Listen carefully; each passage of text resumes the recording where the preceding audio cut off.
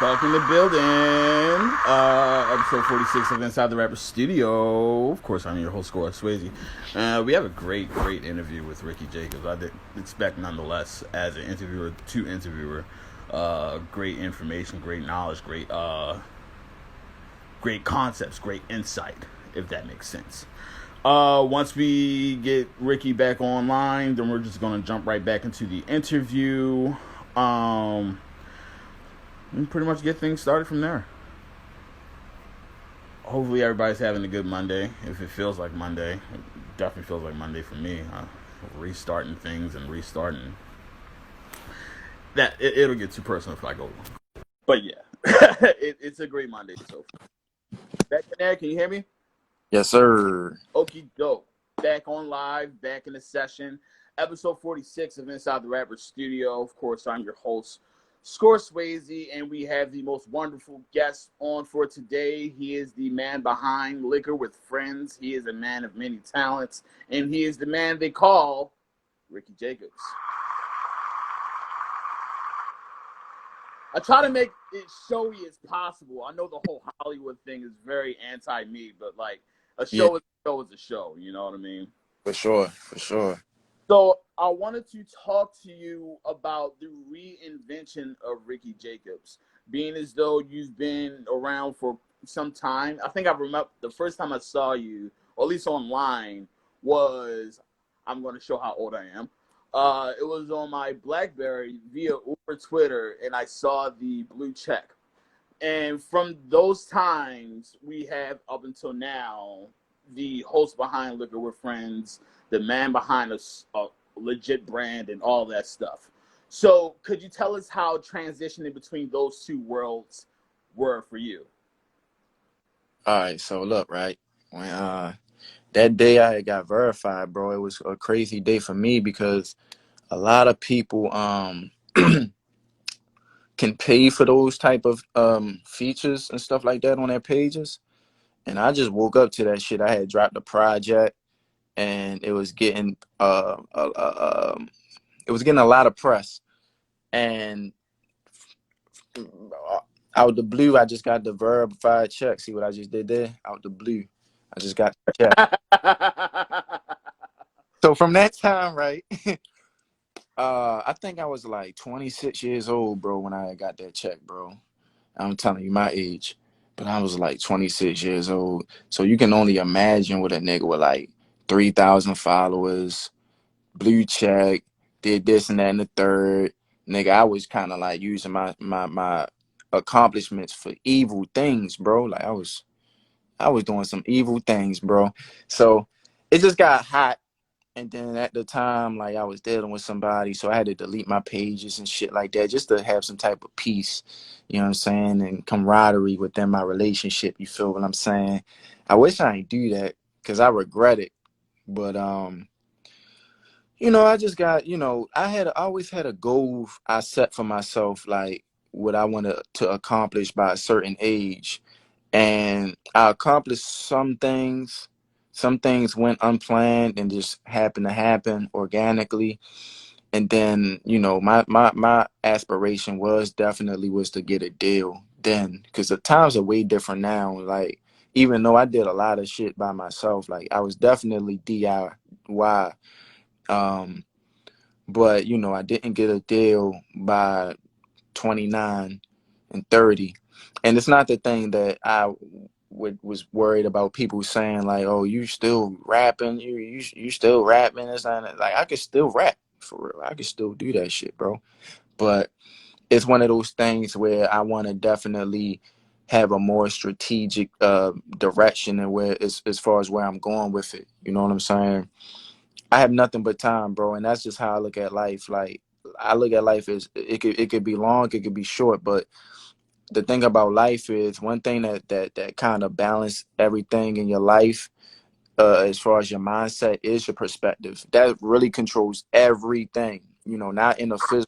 That kind of helps you navigate in this world. You feel what I'm saying? Like if I think positive, positive things gonna happen. If I think negative, negative things gonna happen. That's just how I feel. Like that's just how energy works. And I'm not even on no deep philosophical shit.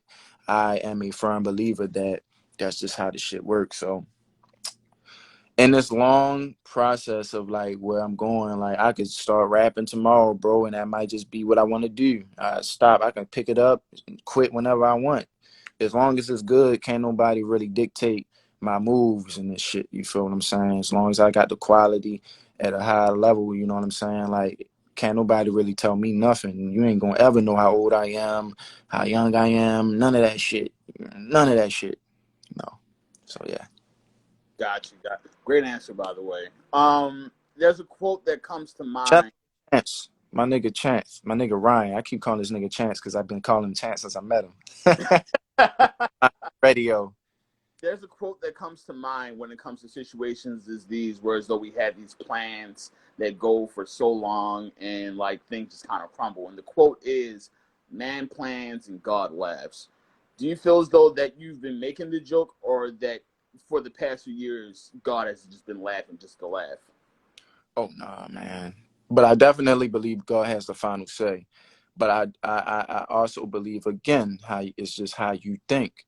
Like I don't compromise for shit, bro. Because everybody can do whatever they want to do, whatever physical form they want to do it, whatever time they want to do it. But you can't control how I move. Period. God has the final say. You know what I'm saying? I mean, again, of course, like that's just what it is. But I feel like he is navigating. He's giving you the directions on a GPS. You just got to follow the motherfucking directions. You know what I'm saying? But even with that, you can make a pit stop in the middle of the trip. You feel what I'm saying? That's just all it is. You know what I'm saying? Like it's certain things that happen in my life that kind of derailed me, but it didn't stop me from like doing what I wanted to do. I just had to regroup, go back to the drawing board, recalibrate my mindset, and go back on the court and just keep balling. That's just what it is. You know what I'm saying? Like, hey, So you mentioned the GPS of that God gave you, and pretty much it led you into making Liquor with Friends. Tell us the inception story of this podcast, of this interview series that you've created. well, first, bro, which was crazy. Living with Friends was started as an idea. Um, just was randomly just bullshitting. I was actually going to have a show with me and my friends, right? I tried. Actually, I have a episode from last year that I did with my homeboy, but we wasn't talking about shit. I mean, I was, but he wasn't. He was too high. So I was just like, yo, this shit, I don't know, man. I don't know if this concept is going to be successful like I thought it would be. But, again, that goes to show you like with test driving certain things to do before you just put shit out there prematurely. You know what I'm saying? Like we did what we did. We was actually in his basement. We was drinking. We was bullshitting, talking about different topics and shit. And then I stopped. And I think I shot that first episode in October 2019. But I deleted it. I deleted that shit, bro. And I was just like, you know what? I'ma just stop. That was one of those derailing moments. And some things happened too in my personal life that just didn't allow me to be in that space. And that's very important, man. You gotta be in a healthy space mentally to create. Um, Absolutely. and sometimes I created some great things when I was fucking angry, bro. Like that's probably like the bulk of my music, like to be honest with you. But let's fast forward it into let's see, was it March? 2 months ago, March. I think March. I think it was March. I'm not really good with months, but I tweeted on Twitter like, yo, I'm about to start podcasting again. But the idea was still not to have no guests. I was just gonna do it solo, dolo, and just talk my shit like I talk my shit on Twitter. Cause I believe I give all my ideas to social media. All of them, bro. I say the craziest things, the most thought provoking things on Twitter, and I'd be like, damn, yo, I could have saved that for some other shit. You know what I'm Right. saying? Kick myself in the ass all the time. So once I started tweeting about like starting a podcast, FMG Dez, who was actually on my first episode, shout out to FMG Dez, and that's funny. His brother Dink just got on the live. He had hit me like, yo, whenever you want to do it, yo, let's do it. So I was just like, yo, if anybody knows about FMG and like just the legacy of who they are as a Baltimore hip hop conglomerate, you would be a fool not to talk to him. And he doesn't do many interviews. It was more so like if you always associated like Flawless Music Group, you always think about like CTM Ball or D Dave. Those was Right. like the top artists, you know what I'm saying? So I was like, nah, yo, I know Dez got some shit to say. So me and Dez linked up, and that was the first episode, and motherfuckers was really feeling it. Shout out Cliff because and motherfuckers was feeling that shit. So I'm like, yo, I think I got something. And what's so compelling about that episode is that I really wasn't talking. I probably asked like 4 or 5 questions, bro, and we got a 2 hour episode, based damn near 2 hour episode off of that. You know what I'm saying? And it's no different from you pulling up to your homeboys, block or kicking it at your homie's house and y'all get something to drink, y'all get some drinks, y'all smoking weed, y'all just bullshitting, talking. That's the same concept, bro. And the camera's not there to me. We just bullshitting, we talking, bro, like amongst each other, like brothers do. You feel what I'm saying? So once that, I saw how good it did. You know what I'm saying? I mean, it ain't do 500 for 1,000 in the first week, but it did some type of numbers. Whereas though I knew that eventually this shit will definitely excel to a level of media that we never seen before in this city. You feel me? I love like the food tastes good when when it's slow cooked, bro. Absolutely. Had a slow cook. You ever had a slow like you ever slow cook green beans? Everything tastes better when it's slowly cooked. Um, You feel what I'm saying? That's just the process of where I'm taking it to, man. This is a slow cooking process. because it's hit me because like as a person that's been like in food service and cooking for 10 years, I've never heard such a truer statement. Like most of those 8 hour roasts, 10 hour roasts, 10 hour marmalades, and 10 hour like marinades and things like that. That's what's like that's the prime meal. That's the final course. And Hmm. if anything, it's a testament to patience, not just with food, but with life. A lot of things are going to take skill. A lot of things are going to take time. A lot of things are going to take patience. And if not, all those are going to take all three. And I feel as though with the process to make Liquor with Friends with that first episode, you didn't really like it. And then you came up with FMG Dank. And then you guys had Yeah, that sort of like a yeah. great episode. It just started off as a stratosphere into like greatness for content. So I guess my question is, how far have you come since the first episode, and how far are you willing to go for the future ones?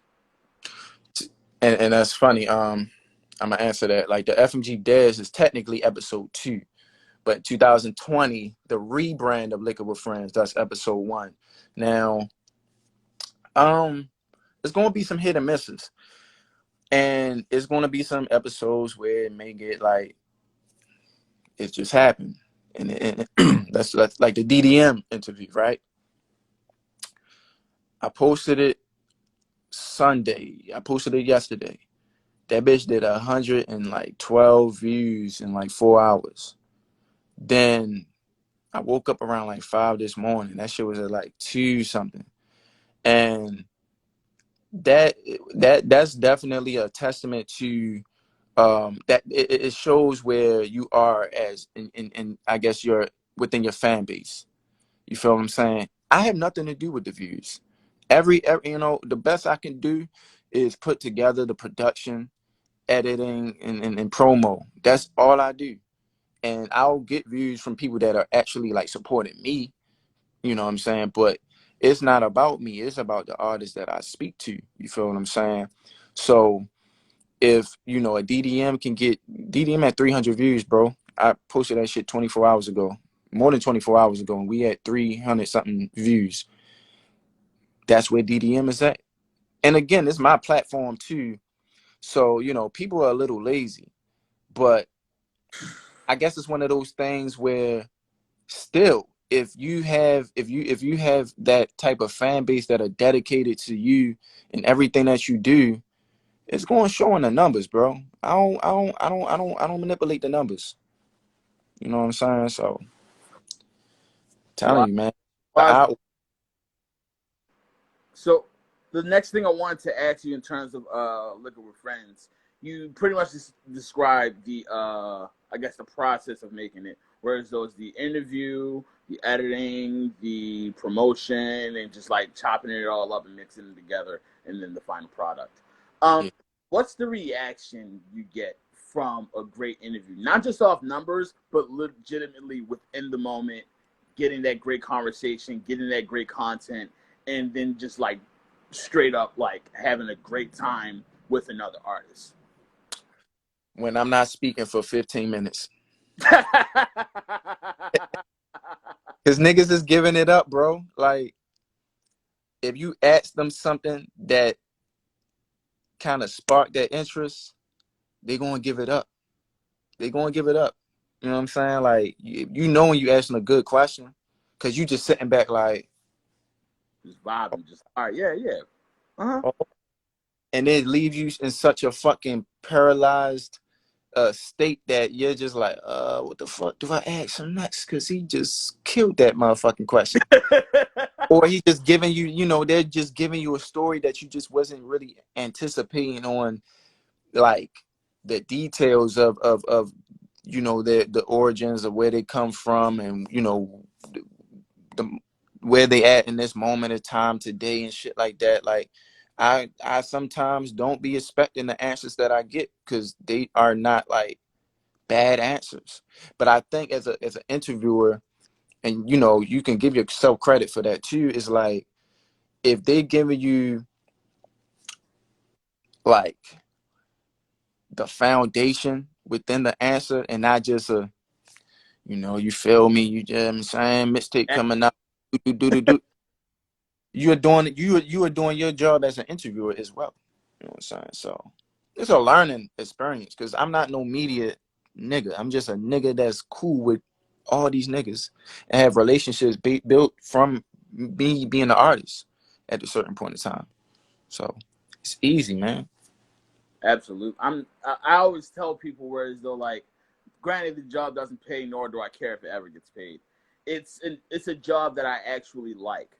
Yeah. Uh it's one of those jobs whereas though like right around this time, like legitimately right now, I be at a kitchen in a hotel restaurant sweating over things, not like I like dripping sweat, but like Not cool. shit that I don't want to fucking do. And if it's Right. anything that I actually want to do in the midst of a quarantine where everybody's locked down and nobody has access to anything but their phones, I'd much rather give them a conversation between two artists, not on some shucking and jiving on IG Live shit, just straight up like us two black men that make music that just like have a great conversation, not just about the music, not just about the art, but the experience of a black man that lives in America that happens to be doing hip hop. And that's the entire point of this thing. That's why it's called Inside the Rapper Studio. Granted, I'm the rapper, but like it's all about the music that like pretty much puts us in this position that we are in now. Absolutely, brother. So from there, I would have to ask you, and you don't have to answer it because it might be on the spot. What is your favorite interview you've done so far? Shit. It was coming. Yo, my favorite interview, I ain't gonna hold you, is FMG Dez, DDM, and I did this interview with Lamatic and Butch Dawson, bro, that deleted, bro. I don't even got them bitches no more. How did that happen? Trying to clean out my phone so fast, not paying attention to what I was deleting. Them niggas gave it up, bro. Especially like Lamatic. I kind of already knew, but and that's the thing I love doing. Sometimes I like to interview people I know nothing about. Like I only got about a month or two in to getting acquainted with Lamatic's music. But just meeting him, you feel me? He's just a regular brother. You feel what I'm saying? Like he's a humble dude. Everybody I talk to are humble people. You know what I'm saying? Like nobody has an ego. Nobody is too proud. You feel what I'm saying? So, but I would say FMG Dez, DDM, Butchie, and Lamatic. But the Lamatic and Butchie is some shit that I'm a do them shit again, bro. Fuck that. You have to, absolutely. Yeah. I mean, granted, you want to like keep it still, I guess, organic. You don't want to ask like the same questions and feel like you're rewriting a essay or anything like that for school. But guess But like, not going to do that at all. I'm gonna ask different questions because it's questions that once I left the interview, I was like, "Fuck!" I didn't even ask them this, that, and the third. gotcha. So yeah, So, first of all, thank you very much for answering these tough, hard hitting TMZ questions. Thank you for thank even you. joining for this interview, taking time out of your day to answer these questions. I guess the last question I would have to ask you is, what is next for Eric Jacobs? What is next, man? I'm gonna keep putting out these motherfucking episodes, these motherfucking podcasts. I'm gonna keep talking my shit on Twitter. I'm gonna keep doing what I do, and that's me. And what else I got? What's next? What's next? I'm gonna take a nap after this. That's what's next. I be having free interview naps, yo. They be feeling like life, so much Next, life. for sure. Because as a person that doesn't talk to people in general, like I'm super introverted, but you can't tell when like the live button is on, and I had to actually give some solid content. Other than that, my ass is in the room playing Pokemon, getting high, uh, playing Smash regretfully with my roommates. It's not much to do. Like I'd much rather like keep that energy to myself, but I feel as though since I can't do Swayze TV live anymore because there's no more venues, I feel as though the best thing for me to do is like give people that platform to talk about stuff. You know what I mean? So Yeah, you gotta, Joe. I mean, we gotta kind of think of us ourselves like batteries, bro. We all of us are like little iPhones, my nigga. Like, if you ain't charged up, nigga, you gonna drain. You know what I'm saying? And then you around all these motherfuckers with all this high energy, which got low energy. Like that shit ain't gonna work, bro. You know what I'm saying? Like, you gotta be compatible with like life is about compatibility too, man. Like shit absolutely, gotta make sense. If it don't make sense, you don't need to be around that motherfucking energy. I need to hear that one. Uh, But yeah, once again, thank you very much, Rickie Jacobs, for answering these tough, hard-hitting questions and taking time out of your day. Do you have any last words, any last promotions, any last propaganda for the people? Yeah, bro. How many robes you own, my nigga? Can I answer that? I got 10. You got that's a lot of robes, yo, for a man, bro. You got flavors, my nigga. That's crazy. And I legit before this whole thing started, it was only 3, and I only had 3 because I stole them for work because I don't respect my industry. Other than that, I wore the first robe on the first episode because I I was just chilling that day. I got some great and it was just like cool. We out here. I did the road. I was doing my interview. I was doing like a self interview for that first preliminary week, and then right after that, everybody was just like, "Yo, the road. Yo, where you get the road? The road." I'm like, I guess we got the gimmick. And Damn, man, it worked, though. I love it, man. I love that shit. then like right after that, I just started copping up, started swapping them out, putting the sticker on it so I could do some branding and things like that, and Oh, just started pushing it. now that's dope. That's you, bro. That's score Sweezy. Score F Sweezy. And the F's for Finago. Oh yeah. Shout out to Finagle with Finagle Records, right? Finagle Park Records, yes indeedy. Uh, doing great work over here. Not to say so myself, but I mean, my roommates will tell you themselves that they're just coming out and cranking out content, cranking out hits and things like that. But I don't want to make it about me. I'd much rather make it about the bottom screen. Once again, thank you very much for a great interview. So coming up next On Inside the Rapper Studio tomorrow, we are going to have Trill with the Bag. Yes, the young phenom himself. We're going to be talking about his latest project, The Bag Chaser, as well as working with Young Swansea and their partnership within making music. Once again, Rickie Jacobs, thank you very much for a great interview. I wouldn't expect any less from an interviewer from yourself. Thank you for taking time out of your day to answer these hard-hitting TMZ and your business questions. And I'd like to thank everybody for showing up and showing mad love and just showing in, whether it's 1 second, 1 minute, or the entire interview process. So I'm not gonna lie, that Zoom thing was kind of like distracting me. I'm like, what the fuck is going on down there? Gotta stay focused, bro. You got- Everything is a teachable moment, brother. You gotta stay focused. I'm well aware. But yeah, from your host, Score Swayze, and our wonderful guest of the night, Rickie Jacobs, I would love to say thank you all. And as always, wash your hands and stay in the house. Wash you, man, because that shit, you feel me? Yeah. It's still out here. Yeah. Appreciate it, Rickie. I really do. Thank you, brother. Thank you. Absolutely.